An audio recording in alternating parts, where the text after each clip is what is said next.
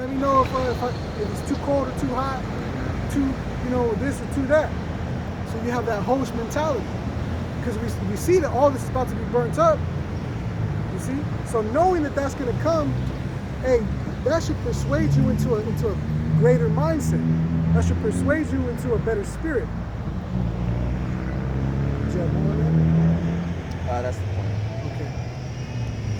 So here you go. You can't be afraid of the eyes of people, what they might say. What are they going to say? Oh, you're out there, standing out there looking weird with all these signs. Hey, who gives a shit, man? Like you can't care about that.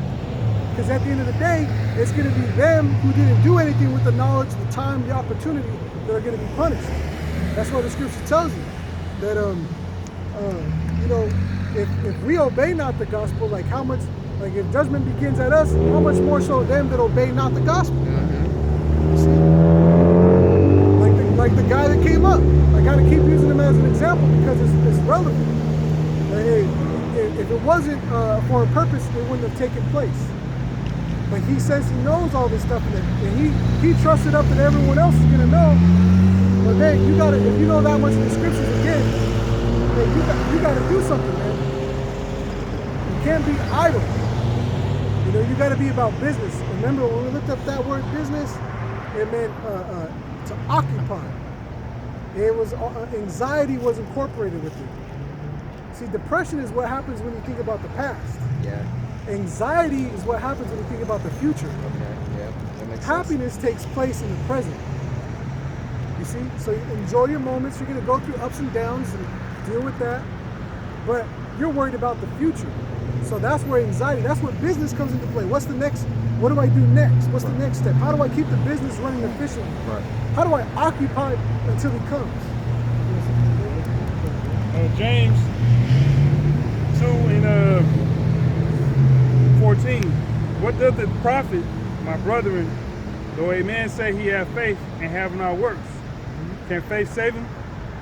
If a brother or a sister be naked and destitute of daily food, and one of you say unto them, depart in peace, be ye warmed and filled, notwithstanding ye give them not those things which are needful to the body, what doth it profit? Even so faith, if it hath not works, is dead, being alone. Yet a man may say, thou hast faith, and I have works. Show me thy faith without thy works, and I will show thee my faith by my works. Right, because you can't prove your faith without works. Because by faith, you're gonna move on those actions. You're gonna act upon that faith. If you really believe in something, you're like, okay, well, prove me wrong. All that trash talking is fine, but when it comes to getting on the court, getting on the sticks, getting down to the execution of it, all right, prove me wrong. You're saying all this, but hey, show me different. So if you can't show different, that's what that's telling you. Faith and works. It comes down to the nitty-gritty. Yeah, when it comes down to the nitty-gritty, hey, you got to prove your faith by your works. So if you believe in something wholeheartedly enough, you're actually going to act on it. You see? So a lot of our own people, they'll see and acknowledge, but what are they actually going to prove on it? Because when the Most High comes back, he's not going to be like, oh yeah, I remember you pointed at them. Oh, I remember you said hello, you were nice, but you didn't do nothing. You got to do something. All right, so your faith without works is utterly dead. Noah, he had faith, he built a boat. Abraham, he had faith, he went to go sacrifice Isaac. Jacob had faith, he didn't let go of the angel. He's like, I'm not letting you go till you bless me, man. And it's like, man, like, if you were to see two people wrestling for a day, and they're just like, man, they won't let go, the cops can't even break it up, they maced them, they can't even break it up. And it's like, the guy's like, I'm not gonna let go until he blesses me. You're like, what the fuck, what's wrong with this guy? If you put it in a modern scenario, it's gonna kind of bug you out. Yeah. And then the guy's like, fine, I bless you. And you let it go, like, that's all I wanted. And then everyone's like, what the fuck, like, but that's the level of faith he had. He fought for that faith. Yeah. He fought for that blessing. He proved it through a physical toil. You see, a torment. So that's what we're doing. We're physically going through a torment, proving our faith by our works. It's like the unfortunate widow. She kept begging the unjust judge until she got that blessing. Yeah. Hebrews 11:6. But without faith it is impossible to please him. For he that cometh to the Most High must believe that he is, and that he is a rewarder of them that diligently seek him. That's what Moses told the people. They said, "Who? Like, what's going on?" He said, "I am. He is sent me." Moses said, "What do I tell the people?" He said, I am who I am." So Moses was like, "Hey, he is who he is. Yeah. He is. He exists. He's not fake." So the same thing is being mentioned there. You must believe that the Most High actually is, which is what Moses told the people. Hey, do you believe that he actually is?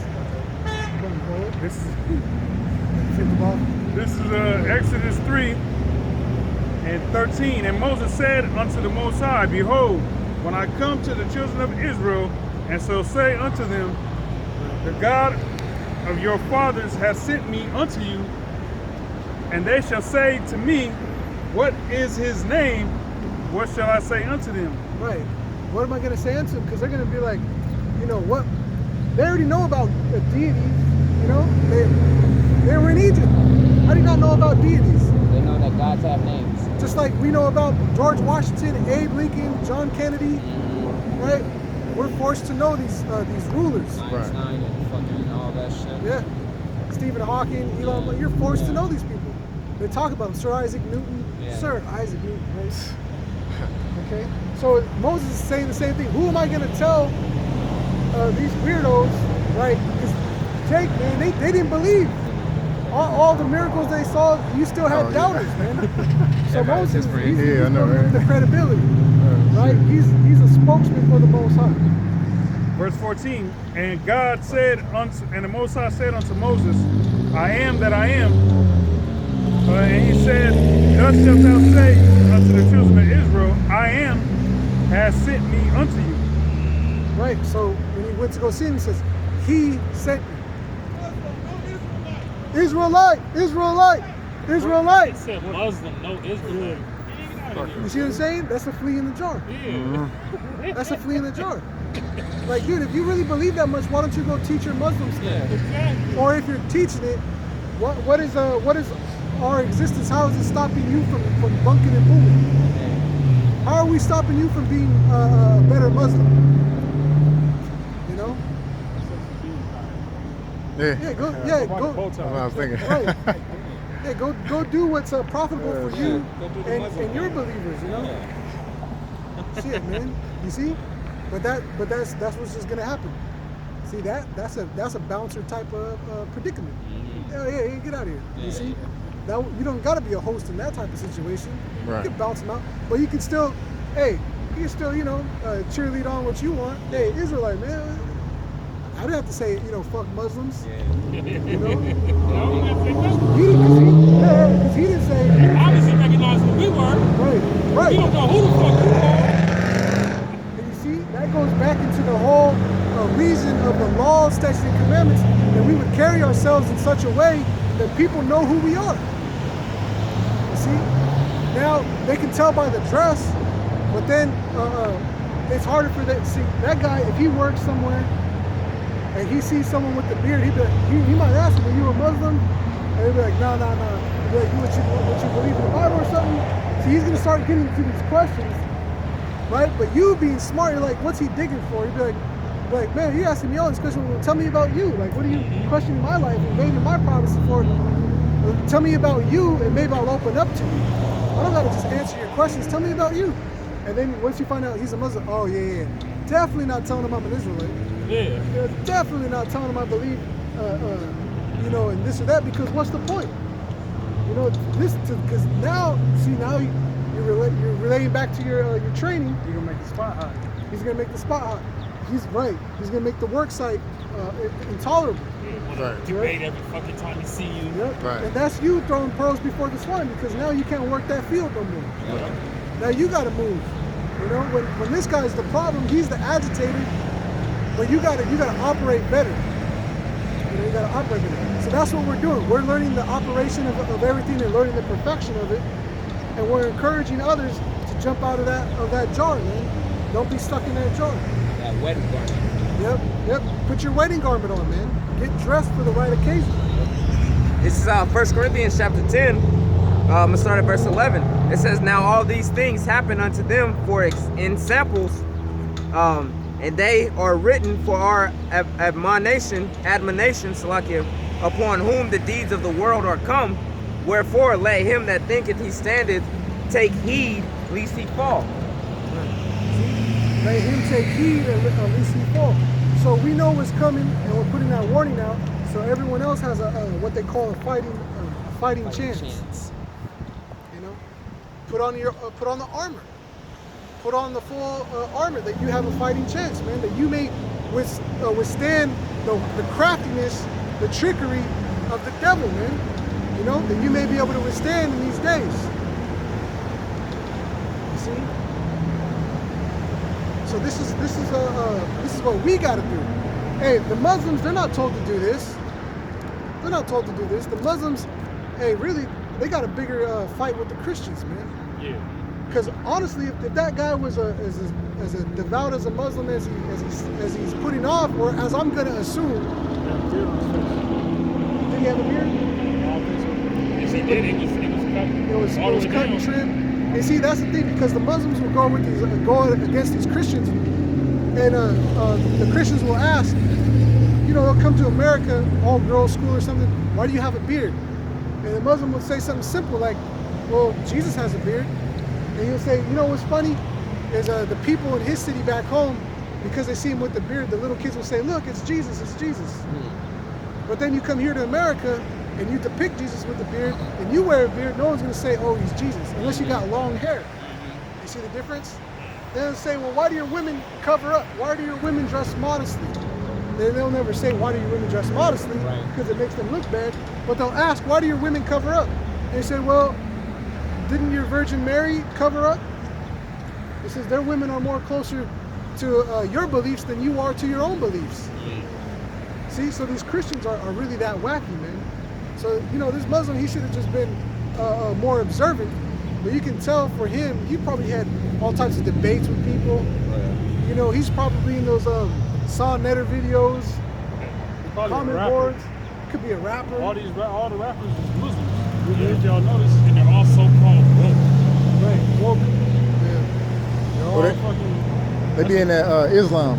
Yeah. They be smooth shaven and stuff like that. Yeah. That's just a demon. The rap shit come with a Muslim Islam demon. Where's the promise of the coming of Muslims and Islam? Where's the promise of that coming? What's being shown for the generation now to believe that there's a coming for them? No one's coming for them.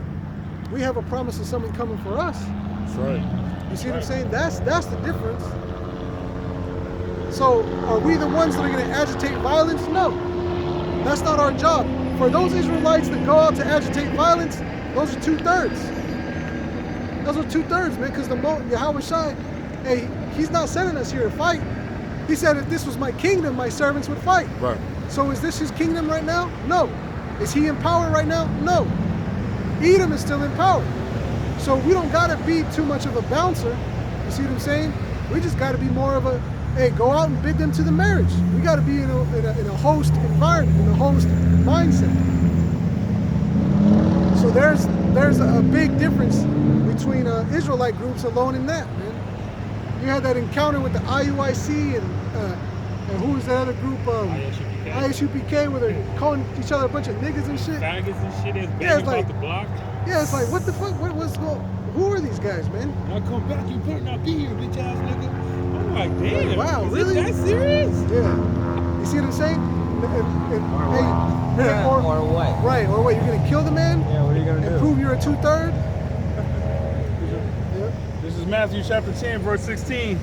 Behold, I send you forth as sheep in the midst of wolves. Be ye therefore wise as serpents and harmless as doves. It's plain, man. Yahweh Shai gave us the perfect game plan. If there's anything we don't know, it's because we don't need to know it. This is why people got upset when the elders and apostles were saying, hey, we got 100% truth. Hey, because what? We got faith. You know, we got faith, man. We got belief. We got works. And the thing that fucks them up the most is that we're non-violent. Now, we may speak about the violence that's to come, which is promised and written in the scriptures. We may speak about it, and we may speak about it with some passion, and you might even see some anger, you know, in our voice. You know, what you'll perceive as anger in our voice. And who cares, man? I thought this was a free country. I thought this was the land of men. Yeah, I guess this ain't the land of men. This ain't the land of men no more. Hey, but we're sheep amongst wolves. Quickly becoming the land of transsexual. That's all I'm saying. Yeah. He Hey, can't women- be, not a real man. Right. Because Was a man. Right, wasn't it?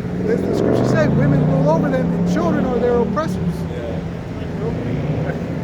Like Prince, right? This is the land of transsexuals, trannies formerly known as men. Right. You know what I'm saying? Formerly ruled. This is Matthew chapter 4, or 5, excuse me, verse 9. Blessed are the peacemakers, for they shall be called the children of the Most High. See? The children of the Heavenly Father. That's a whole other thing. These other nations, they were never called children by the Heavenly Father. These other nations, they never had parental guidance. You see, we have that parental guidance though. We have a father, we have a mother, we have wisdom, we have a creator, we have a rescuer, a redeemer, we have an older brother, we have a Lord, we have a king. We have all these things that we need that we felt deprived of. Yeah, the Most High gave us everything we ever wanted, and we were still disobedient. So it shows you that when you spare the rod, you spoil the child. So now that we got the rod of correction, the Most High put us in a place of punishment. This is our hell. As a nation of people, this is our hell. Now, we would never know that this is our hell because we're a product of our environment. We were raised around a bunch of people that when the lid was on the jar, they taught us to never jump above that line because you'll hit your head. But they stopped trying. Every once in a while, you gotta go and try it. And so we found the lid is off. The Spirit told us, no, man, you know what? That lid is off, man. That lid is off. I believe that lid's off. I can't prove it. You can feel the change in the atmosphere. Yeah, something's different. You can feel the Spirit change. And so, boom, when we heard and we saw people jumping, other people jumping up and out, coming in and out of it, you're like, what the fuck? Yeah. How are you coming in and out? You're like, oh shit, the lid is off. What do I gotta do? Just jump, dude. Literally, you can jump. And so you jump with with more power and force than you know. You commit yourself, and boom, you're out of that matrix. You're awake. Just you can't go back to that mentality that you can never jump that high again. Though. This is Ezekiel 37:9. Then said he unto me, prophesy unto the wind, prophesy, son of man, and say to the wind, thus saith the Lord Yahweh, come from the four winds, O breath, and breathe upon these slain that they may live. So I prophesied as he commanded me, and the breath came into them, and they lived and stood up upon their feet in exceeding great army. Then, you know, that's going into that lid, right? An exceeding great army. Another thing that you can pull out as an identifier, an army traditionally, especially during this time, is comprised of what? Men. You see? So this is comprised of men, an exceeding amount of men. You see? Go ahead. Verse 11. Then he said unto me, son of man, these bones are the whole house of Israel. Behold, they say, our bones are dried, and our hope is lost. We are cut off for our parts.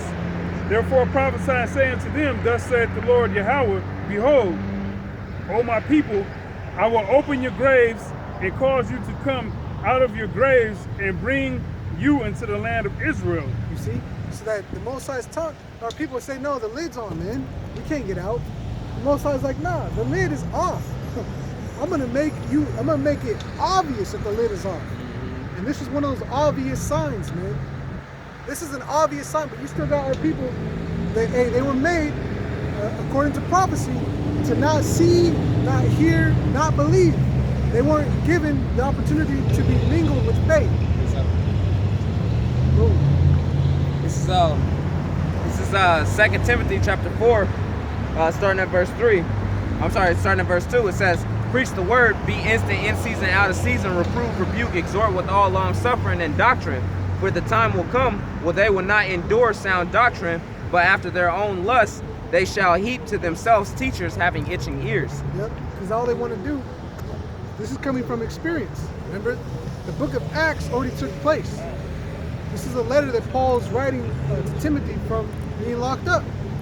So, hey, shalom, shalom. This is see, there's more love than hate. You know what I'm saying? It's all about perspective, man. You know, I was telling these brothers is about those two boys locked in a room. They both got locked in a room full of horse shit. And the first kid goes in, you know, he's in there, he's like, man, fuck this. Why am I in this room? It stinks, fucking horse shit everywhere. And they're like, okay, that's a normal reaction. The second kid, he's all excited and he's like looking around. And they're like, hey, what's going on, buddy? He's like, well, look at all this horse shit. There's gotta be a pony or a horse here or something. He was excited. You see what I'm saying?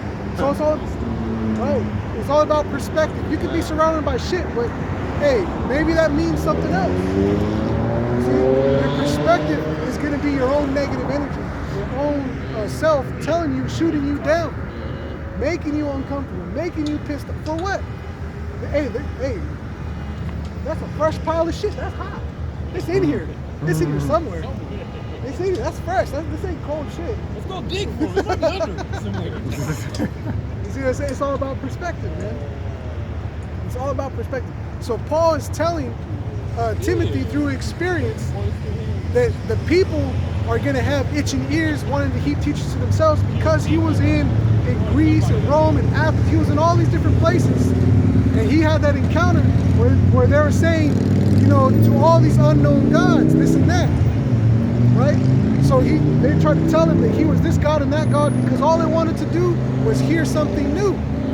They didn't want to hear the traditions of old, ancient ways that are life. They didn't want to hear that. They had itching ears. They want to hear something new. So this is why it's being told to Timothy. You got the book of Acts, but the book of Acts, it wasn't written for Timothy to read about those exploits unless it was told to him. How was it told to him? In this epistle. These videos that brothers do, they're epistles, they're letters to other people. You don't got to do, hey, some of these epistles are long, you know, 14 chapters. Some of them are short, 2-3 chapters. One chapter. Hey, not every video's got to be a 4-hour, 3-part series. Right. Hey, certain videos you might be able to knock out in 5 minutes, 9 minutes, 12 minutes, 18 minutes, 7 minutes. Hey, you decide. You know what I'm saying? But you got an epistle to put out. That's that you sharing your experience, right? What was that saying? Experience is what you get when you don't get what you want, but it's the only thing you really have to offer. Your experience is really the only thing you have to offer anyone. But what do you go through experience? Because you got something you didn't, oh, I don't want that, but you got to go through that. Now you gain that experience. So now you can share that. You have that to offer somebody. It's weird how that works, but it's a good observation. It's a pretty interesting statement. Okay? So here it is. It says, there's a little more. It says, "And they shall turn away their ears from the truth, and shall be turned unto fables. But watch thou in all things, endure afflictions, do the work of an evangelist, make full proof of thy ministry." See? So hey, he's letting them know there's going to be hard times, there's going to be opposition. But hey, do the work, remain faithful. Hey, go through it. You're gonna run into these non-believers. You're gonna run into infidels. That's what a non-believer is. Okay, infidel. You're gonna run into them. It's okay. It's no big deal. I got your quote. Yep. It says, and this is a quote by Randy Posh. Yep, that sounds good. It says, "Experience is what you get." It's a lot of fucking signal. It says, "Experience is what you get when you didn't get what you wanted, and experience is often the most valuable thing you have to offer." There it is. Because like, and it's true. You don't got to break that down or speak on it. Yeah. But that guy, he's got a lot of good quotes. You know, and it was interesting. One of the quotes he had was something that I always just thought when I was little, which was just, you know, don't grow up in a sense. Yeah. Meaning keep your childhood curiosity about things. You know, because rather than asking, you know, like why is this or why is that, I'd rather find out how. How is that? Like how is that?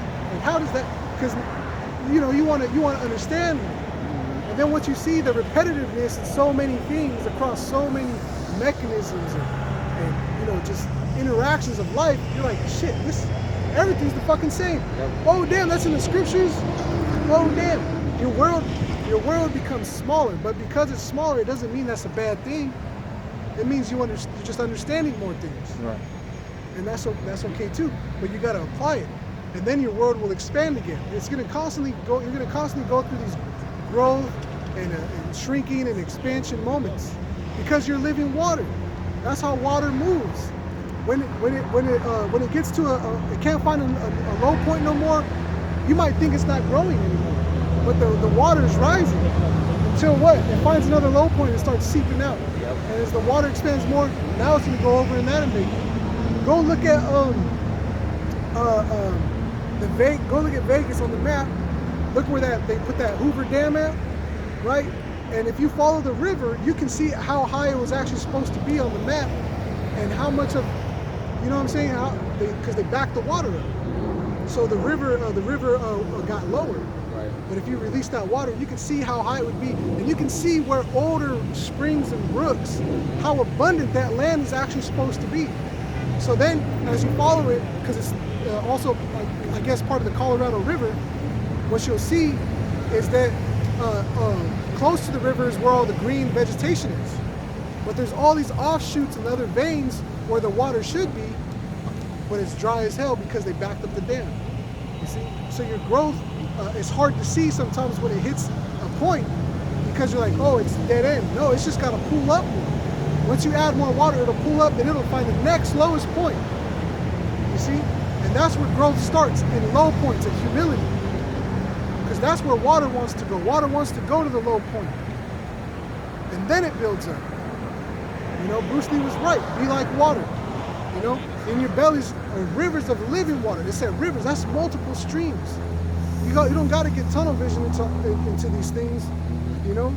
There's a righteous way to be tunnel vision, and there's a negative way to be tunnel vision. I don't want to say wicked, because not everything that's negative is you could say is wicked. You know, there's a balance to all things, man. There's an up and a down. There's an up and a down. There's pros and cons. Let's just say it that way, pros and cons. Ecclesiastes chapter 1 verse 9. The thing that hath been is that which shall be, and the thing which is done is that which should be done, and there is no new thing under the sun. You see? That's reincarnation. History repeats itself. We say that, yet if we read it in these words out of this book, now it doesn't carry its weight for a lot of people. But for us that believe, these are multipliers. These are force multipliers. In the military, they'll call a force multiplier something like the heavy machine gun, or a heavy artillery vehicle. Be like, oh, it's a force multiplier. Well, for us in faith, these are force multipliers. To see these worldly sayings that they actually come from words within this book, it's a no-brainer. You see? It's a no-brainer. And that's why we look so foolish and crazy to people, because what are we doing on a Sunday? We could be at the farmer's market. We could be crabbing, collecting oysters. We could be squidding. You know? We could be day drinking. You know, mimosas and cheese. Yeah. You know, We'd be at the McDonald's Playhouse. Oh man, some blueberry pretzels. You know, with some cinnamon goat cheese. Oh my gosh, man, there's time for all that stuff in the kingdom, and it's going to be better because you won't be eating half a pound of plastic. That's crazy. In 1 year, you eat half a pound of fucking plastic, man. You mean to tell me this place isn't hell and this man ain't the devil? Now, did he intentionally mean for all these negative things to go off? Probably not. He didn't mean for everything to happen, but it did, and he's responsible. And what's he doing to reverse it? Really? Nothing. Why? Because he wants people to be decimated to a certain percentage, especially Israel. He wants you gone so that he can reclaim his birthright. Right. That's in the scriptures. He wants the birthright back. The thing that he didn't believe in the first place, he sold it. And now, because he's a little skeptical, just to make sure, he's going to exterminate all of us. He's going to exterminate all of us and kill us. Okay, that's what his goal is. His end goal is to kill every Negro, Latino, North American Indian. How do you do that? You start by silencing their voices. Yeah. You start by removing them from being able to be a part of their society. That's what all this is about. Whether you want to look at it that way or not, it's all about perspective. But how else are we supposed to see it? Seeing and knowing the things that we know, which a lot of the world, you don't know and understand the things that we know in the order in which we know them, in regards to the understanding that we've been given through the spirit and faith of Yahweh Bashem Yahweh Shai. Yet, again, they'll have faith in the stock market, in the index, in all this man-manipulated shit. You have faith in that, but we can't have faith in something like this? Right. The hypocrisy, man. This is America in a nutshell. And then you go crack the fucking shell, and there ain't no nut in there. This place is of no value, man. It's a hollow ground. Perfect segue into a hollow earth. Right? That's where the conspiracy nuts are gonna go with that shit. That's where Yeah, flat earthers and yeah, shit. flat earthers and fucking Muslims and all those weirdos. That's what they'll. Yeah, you That's know, their beeline right yeah, there. Yeah, it's King Kong, you know, it's King Kong. You seen that King Kong movie, right? Like that's history or something. It's all fiction, man. Come on, that's just all fiction. This is Proverbs 11 and 2. When pride cometh, then cometh shame, but with the lowly is wisdom. When pride cometh, that comes shame because you're so proud, right? You're not humble about nothing. So when you get knocked down, now you're ashamed. And the Lord said, don't go into the high seat, go into a lower point. Be like water. Water goes to a low point. Go to a low seat. Because if you go to a high point, oh man, it's gonna be dry up. Yeah, you gotta move. Hey, it's kind of, there was like, you know, that clap of shame. They put you on the spotlight when you go to the high seat. Yep. Everybody can see your ass, but you gotta They take see that your walk of ass. shame, man. Yeah. Just stay low, man. Stay low. It's a firefight right now, man. In a firefight, you stay low. You know, you don't want to be up in the high chambers, man. Because look, now they're gonna come for guys like Johanna, Nate, their Bishop Kanai, all these guys that found out that they're actually the pedophile kid. You know, these other groups. You find out people are talking about them actually being the pedophiles. People are talking about them actually being the people that are robbing money and literally just robbing people. You see what I'm saying? So we have all these examples, man. Don't be so high-minded. Get down to that lowest state. Be water. Be that humble flow of water, of energy. Because it's going to be a constant stream. It may not be as powerful as other people want it to be, but what we're doing is actually powerful, man. We're made great in our weaknesses. You can't forget that.